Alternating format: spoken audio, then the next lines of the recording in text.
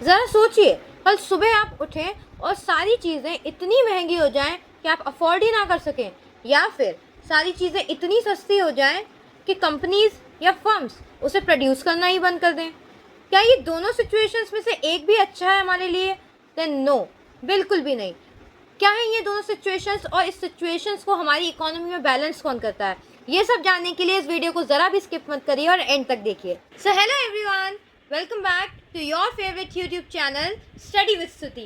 So I'm back with another video in which I'm going to explain how RBI controls the economy through its monetary tools like SLR, LRR, repo rate, reverse repo rate, bank rate and open market operations. अब एक balanced economy या फिर एक stable economy में aggregate demand aggregate supply की equal होती है। अगर ये कंडीशन नहीं है तो दो सिचुएशन अराइज हो सकते हैं, या तो एग्रीगेट डिमांड एग्रीगेट सप्लाई से ज़्यादा होगी। अगर ये सिचुएशन है then this situation is said to be inflation, where as if aggregate supply is greater than aggregate demand then the situation is said to be deflation.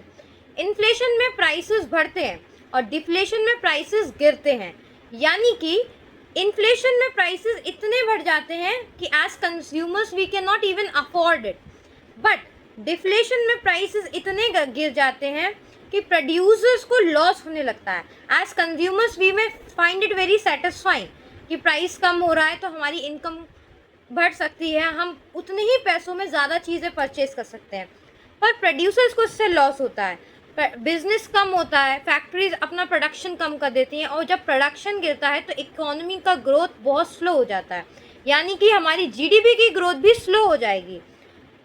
इन दोनों को detail में एक एग्जाम्पल के थ्रू समझते हैं।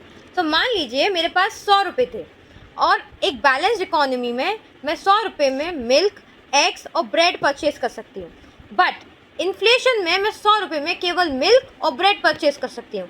तो क्या मेरे पैसों में कोई चेंज आया? देन नहीं, पर 100 रुपीज़ की परचेजिंग पावर अब कम हो गई, यानी कि money has not decrease but it's purchasing power decreases. अब बात करते हैं डिफ्लेशन की। तो हमने पहले भी डिस्कस किया है कि डिफ्लेशन में प्राइसेस गिरते हैं। अब मान लीजिए कि 100 रुपये में मैं पहले ब्रेड और मिल्क परचेज कर सकती थी, बट डिफ्लेशन के बाद अब मैं 100 ही रुपये में bread, milk, butter and egg purchase कर सकती हूँ। Now the money hasn't increase but its purchasing power has increased. Now it may sound like a good news or very satisfying as consumers, but here where the problem begins. अब मान लीजिए आज price कुछ है, कल price और कुछ जाएगा, तो एज कंज्यूमर्स मेरी मेंटालिटी ये होगी कि मैं अपने कंजप्शन को पोस्टपोन कर दूं, या इस कंजप्शन को मैं बाद में करूं क्योंकि उसके प्राइस तब तक और कम आ चुके होंगे, then as consumers it will be profitable to me. तो कंज्यूमर्स अपने कंजप्शंस को पोस्टपोन करते रहते हैं, तो इससे लॉस किसको होता है? प्रोड्यूसर्स को लॉस होता है। वो अपने बिजनेस को बंद कर सकते हैं, उनके लॉसेस इनकर ही नहीं कर पाते वो। इससे क्या होता है? वर्कर्स की जॉब जाती है, अनएम्प्लॉयमेंट हो सकता है, इकोनॉमी की ग्रोथ रुक जाती है, जीडीपी की ग्रोथ रुक जाती है, यानी कि दोनों ही सिचुएशंस हमारे लिए हार्मफुल हैं, चाहे वो इन्फ्लेशन हो चाहे वो डिफ्लेशन हो। दोनों ही सिचुएशंस इकोनॉमी की ग्रोथ को रोकते हैं। ये आइए समझते हैं कि आरबीआई इन्फ्लेशन और डिफ्लेशन दोनों को अपने मॉनेटरी टूल से कैसे करेक्ट करता है। तो सबसे पहले बात करते हैं बैंक रेट की और रेपो रेट की। बैंक रेट वो इंटरेस्ट रेट होता है जिसपे आरबीआई कमर्शियल बैंक्स को लॉन्ग टर्म के लिए लोन देता है अगेंस्ट गवर्नमेंट सिक्योरिटी, और रेपो रेट वो इंटरेस्ट रेट होती है जिसपे आरबीआई कमर्शियल बैंक्स को शॉर्ट टर्म के लिए लोन प्रोवाइड करता है अगेंस्ट गवर्नमेंट सिक्योरिटी। तो इन्फ्लेशन में दोनों को, रेपो रेट और बैंक रेट दोनों को आरबीआई इंक्रीज करता है। क्यों करता है? क्योंकि इन्फ्लेशन का मतलब होता है aggregate demand is greater than aggregate supply. अगर एग्रीगेट डिमांड ज़्यादा है इसका मतलब मनी सप्लाई मार्केट में ज़्यादा है, तो कहीं ना कहीं आरबीआई को मनी सप्लाई को कंट्रोल करना है। तो जब रेपो रेट या फिर बैंक रेट इंक्रीज करते हैं then the loans becomes expensive, so banks borrow less from RBI. Since banks borrow less from RBI, they further lend loans less to the people. So in this case, the money supply reduces. जब money supply reduce होगा तो public spending भी reduce होती है। जब public spending reduce होगी तो aggregate demand reduce होगी, and this process is continued till aggregate demand equals aggregate supply. इसका opposite होता है deflation में। डिफ्लेशन में एग्रीगेट सप्लाई ज़्यादा होती है एग्रीगेट डिमांड से। अब एग्रीगेट डिमांड कम है तो उसका मतलब मनी सप्लाई कम है। तो इस केस में आरबीआई रेपो रेट और बैंक रेट दोनों को डिक्रीज करता है। जब बैंक रेट और रेपो रेट डिक्रीज होते हैं that means loans become cheaper, so banks take much more loan from RBI, and since they take much more loan from RBI they further lends more loan to the people. So here the money supply increases. जब money supply increase हो जाएगी then again public spending increase होगी, और जब public spending increase होगी तो aggregate demand increase होगी, और ये प्रोसेस तब तक चलेगा जब एग्रीगेट डिमांड एग्रीगेट सप्लाई के इक्वल हो जाएगी। सेकेंडली हम बात करते हैं रिवर्स रेपो रेट के बारे में। रिवर्स रेपो रेट वो रेट ऑफ इंटरेस्ट होती है जिस पे आरबीआई पैसे बोरो करता है कमर्शियल बैंक से। So now again in the case of inflation, RBI increases reverse repo rate. When RBI increases reverse repo rate, commercial banks gives more loan to RBI rather than the people, क्योंकि वो उन्हें ज़्यादा profitable है, क्योंकि RBI rate of interest ज़्यादा पे करेगी then the public. इससे क्या होगा, मनी सप्लाई डिक्रीज होगा, मनी सप्लाई डिक्रीज होगा then again the same thing, public expenditure will decrease, aggregate demand will decrease, and then this process will continue till aggregate demand equals aggregate supply. The opposite thing will happen in the case of deflation. RBI will decrease the reverse repo rate. अब commercial bank को RBI को पैसे देने से loss होगा और public को पैसे देने से ज़्यादा प्रॉफिट होगा। तो कमर्शियल बैंक्स किसको ज़्यादा लोन्स प्रोवाइड करेगी, obviously the public. Then here when public gets more loan, the money supply increases, and again the same concept, when money supply increases public spending increases, again aggregate demand increases, and this will equal aggregate demand to aggregate supply, and again our economy is balanced. 3 is CRR. CRR यानी कि cash reserve ratio, वो fixed percentage होता है bank की total deposit का जो RBI के पास as reserve रखा रहता है।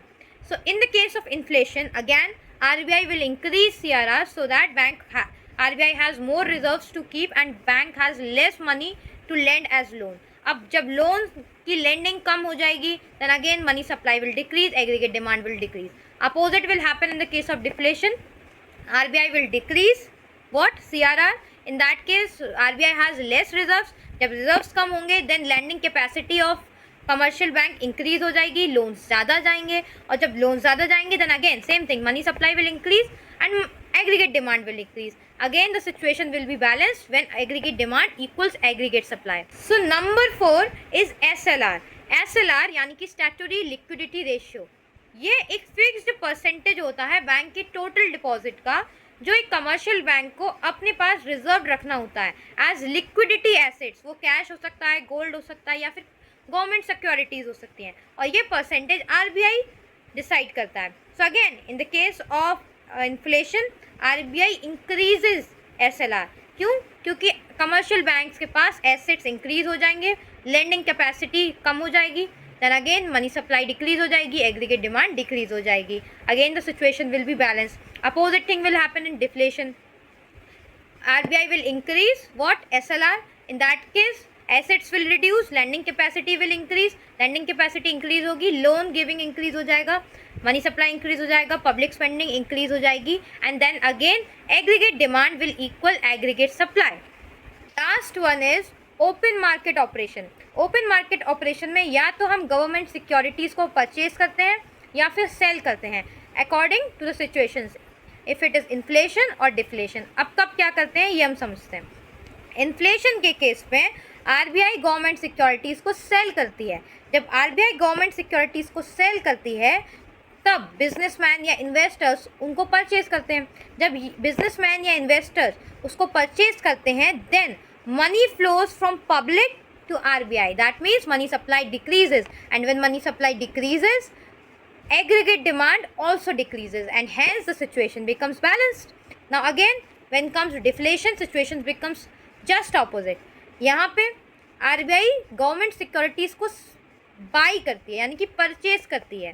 जब गवर्नमेंट सिक्योरिटी को RBI परचेज करती है तब RBI मनी सप्लाई इंक्रीज करती है, यानी कि money flows from RBI to the public, then money supply increases, and when money supply increases, I've already explained you, the aggregate demand increases, and when aggregate demand increases it becomes equal to aggregate supply, and this process is always continue till the situation or the economy becomes balanced. So guys, this was day 1 of economics made easy. और आज हमने समझा कि inflation और deflation कितनी harmful हो सकती हैं या कितनी एक्सट्रीम सिचुएशंस हो सकती हैं किसी भी इकोनॉमी के लिए, और कैसे आरबीआई यानी कि फादर ऑफ ऑल बैंक्स या फिर बैंक ऑफ ऑल बैंक्स इसे कंट्रोल करता है through reverse rate, repo rate, bank rate, SLR, CRR etcetera. तो अगर आपको ये वीडियो पसंद आया हो तो इसको लाइक करिए, कमेंट करिए, अपने सजेशंस, अपने reviews, and if you are new to the channel then do subscribe it and do share with all your friends, and I'll be back with more helpful and more informative content. Thank you.